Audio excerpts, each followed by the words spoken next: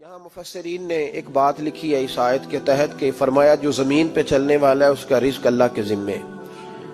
فرماتے ہیں کہ یہ اللہ نے ہماری عقل کے مطابق ہم سے بات کی ہے، ورنہ آسمانوں میں جتنی مخلوق ہے رزق اس کا بھی اللہ کے ذمے ہی ہے. یہاں جو فی الارض کے لفظ ہے زمین پہ، وہ ہمیں سمجھانے کے لیے کہ تم نے تو صرف یہ دنیا دیکھی ہے نا، تو جس کو تم نے دیکھا ہے وہ سب کھاتے اللہ کا دیا ہوا ہی ہے. تو جو ہم نے دیکھا تھا رب کریم نے اس کے مطابق ہمیں سمجھا دیا. فرمایا کچھ تو تم نے دیکھے نہیں، چلو ان کی تم سے بات نہیں کرتے، پر جو تم نے دیکھے ہیں ان سب کا رزق کس کے ذمے ہے؟ اللہ کے. میرے محبوب کریم علیہ الصلوۃ والسلام نے فرمایا اللہ پہ بھروسہ رکھ کے سویرے نکل جانا رزق کی تلاش میں. کس پہ بھروسہ رکھنا ہے؟ نکلنا تمہارے ذمے ہے. یہ نہ کہنا کہ گھر بیٹھوں گا تو یہیں آئے گا. نکلنا تمہاری ذمہ داری ہے، جتنی ذمہ داری ہے وہ پوری کرنا. اللہ پہ بھروسہ کر کے نکل جانا تمہاری ذمہ داری ہے. رب کا ذمہ ہے تمہیں رزق دینا، وہ ضرور تمہیں رزق پہنچائے گا. یا رسول اللہ صلی اللہ علیہ وسلم کس طرح پہنچے گا؟ تو ذرا حضور کے لفظوں کا حسن بھی دیکھیے. نبی پاک صلی اللہ علیہ وسلم نے فرمایا جس طرح موت تمہیں ڈھونڈ لیتی ہے نا کہ تم کہاں موجود ہو، جب وقت آتا ہے تو انسان پاکستان میں ہو تب بھی آ جاتا ہے، جدہ میں ہو تب بھی آ جاتا ہے، مکہ میں ہو یا مدینہ طیبہ میں وقت پھر بھی آ جاتا ہے.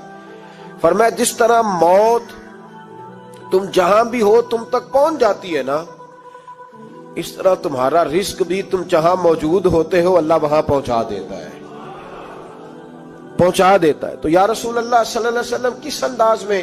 تو فرمایا نکل جانا تمہاری ذمہ داری ہے. فرمایا سویرے پرندے بھی نکل جاتے ہیں اور شام کو جب لوٹتے ہیں تو اللہ انہیں پیٹ بھر کے روزی عطا فرماتا ہے. حالانکہ ان کو نہیں پتا ہوتا ہمارا کارخانہ کہاں ہے، ہم نے کہاں جا کے مزدوری کرنی ہے. ان کو نہیں پتا ہوتا کہ ہمارا دفتر کہاں ہے، ہم نے کس آفس میں بیٹھنا ہے. ان کو نہیں پتا ہوتا کہ ہم نے کہاں جا کے مال خریدنا ہے اور کہاں سے ہم نے پھر اس کو دوبارہ بیچنا ہے. انہیں خبر نہیں ہوتی. اللہ پہ بھروسہ کر کے نکل جاتے ہیں. نکلنا تو تیرے ذمہ ہے کہ نہیں؟ فرمایا وہ تو ڈیوٹی کر، شام کو اللہ جو رب پرندوں کو روزی دیتا ہے وہ تجھے بھی عطا فرمائے گا.